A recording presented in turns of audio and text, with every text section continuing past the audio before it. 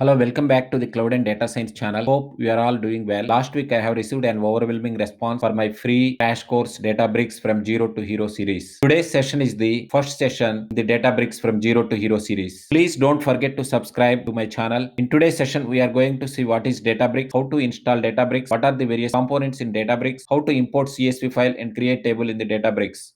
We are also going to create a new Databricks Spark cluster and create a notebook and then run the notebook in the Databricks environment. First, let us see how to install the Databricks. Go to the Google and type try Databricks free. Click on the try Databricks for free. Then you will get this screen. In this screen, you need to enter all these details. So first, let us understand what is Databricks. Databricks is unified data analytics platform for data engineering, data science, and machine learning. Basically, Databricks is used to build data pipelines for ingestion of batch data as well as streaming data. It is used to process the data any scale, any kind of data, either it is structured, semi-structured, or unstructured, real time, near real time, or batch data. Databricks is available in AWS Cloud, Microsoft Azure Cloud, and Google Cloud. Databricks also provides interactive notebooks to use Apache Spark, SQL, Python, Scala, MLflow, TensorFlow, Keras, Scikit-learn. Databricks is used to provide environment to build machine learning models at large scale. Apart from that, Databricks provides many other features such as we can schedule the jobs in the Databricks environment. First, then now let us see how to install the Databricks. Enter all the details.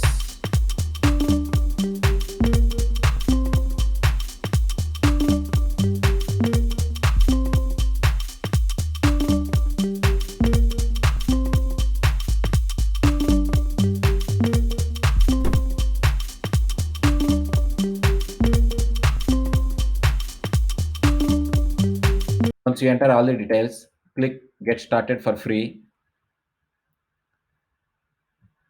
Now you will get this screen. In this screen, there are two options. One is Databricks Platform Free Trial, and second one is Community Edition. This free trial is available for 14 days, and the Community Edition is for students and educational institutions.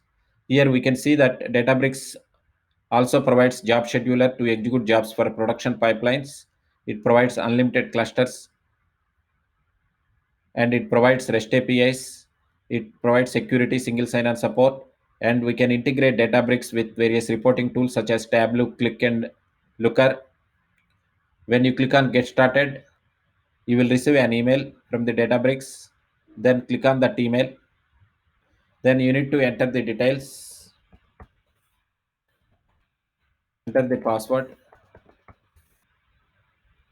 Once you enter your Gmail address and password, it will take you to the Databricks homepage. Now this is the Databricks welcome screen. Here we can see various options available in the Databricks. In the Databricks homepage, we can create new notebook, we can create table, we can create new cluster, we can create MLflow experiment, we can import the libraries. Let us see the tabs. This is the homepage. This is the workspace. Currently, there are no notebooks available in the workspace. This is the data where we can see the tables and databases. We can create new table here. This is the tab to create the cluster. This is the jobs. So go to the home page. Here first let us create one new cluster. Enter the cluster. Next cluster.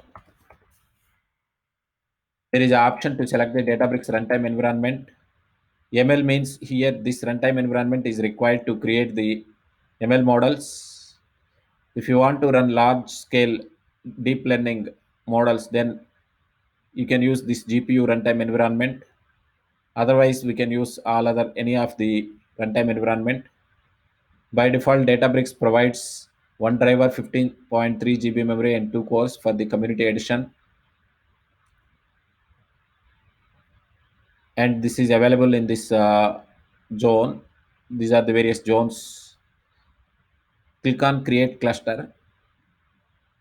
Once you click on Create Cluster, new cluster will be created. It will take a couple of seconds. While cluster is being created, let us see the other options. data. Here we can create a table. Either we can import the CSV file and create a Parquet table in the Databricks environment. Not only the CSV file, we can also connect to the various relational or non-relational databases such as Oracle, Informix, or Teradata using JDBC connectors, and we can import the data into the Databricks tables. Let us see the cluster is ready. Yeah, it is still being created. Once the cluster is created, next we are going to create a table by importing the CSV file, and we will also create a notebook and attach that notebook to the Databricks test cluster.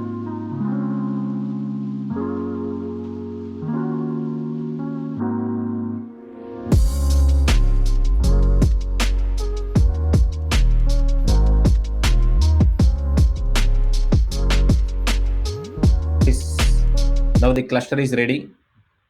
So let us go and to the data tab and import the CSV file and create the table. Browse the CSV file, cell process underscore CSV. Now the CSV file is imported. There are two options. Either we can create table with UI or we can create table in the notebook. Click on the create table in notebook.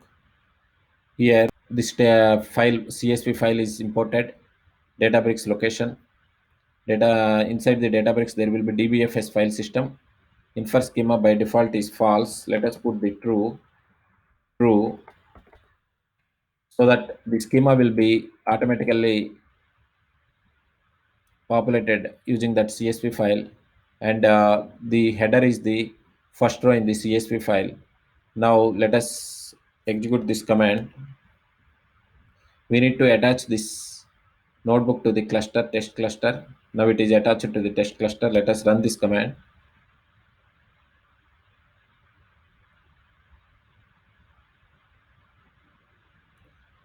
Now Spark job is submitted in the backend.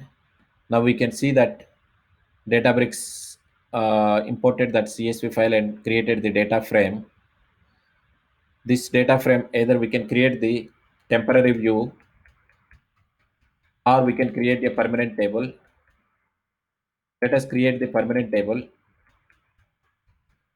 We can change the table name to the sell prices and uncomment this one, data frame dot write dot format Parquet. This is the format of the table Parquet, where the table will be created in the Parquet format. Let us execute this command.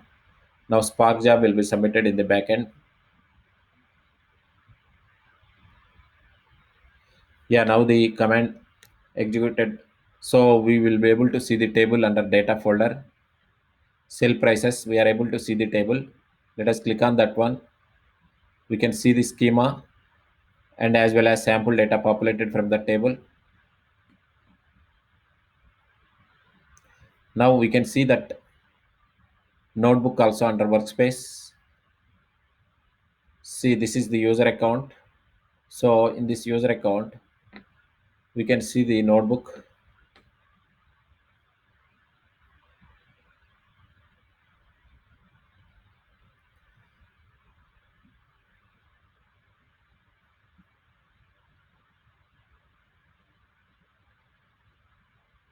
Now we can create new notebook. Go to the home page, create new notebook, test notebook or welcome notebook. The default language is Python. We can select any of the language, Python or Scala or SQL or R. And the cluster we have created just now, we attached this cluster, test cluster. Let us click on create. It is going to create new notebook. Print.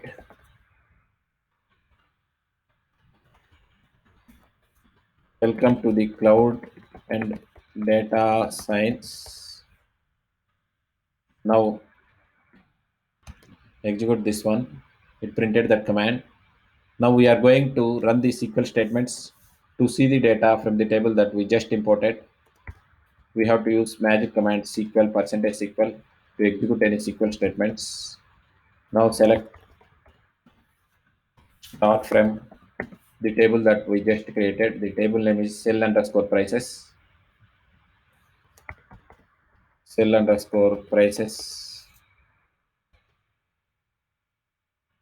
Now we are able to see the data from the table. We can either create bar chart, or we can also, there are other options. We can also import the table uh, using this download option.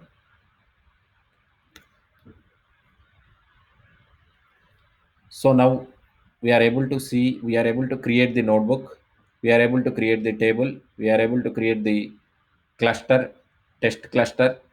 This is the table, and we are able to create the notebook on our workspace. So in this workspace, this is under your user account. We can either create new notebook, or we can either create library or ML flow experiment. We can export this notebook as dbc archive or html file.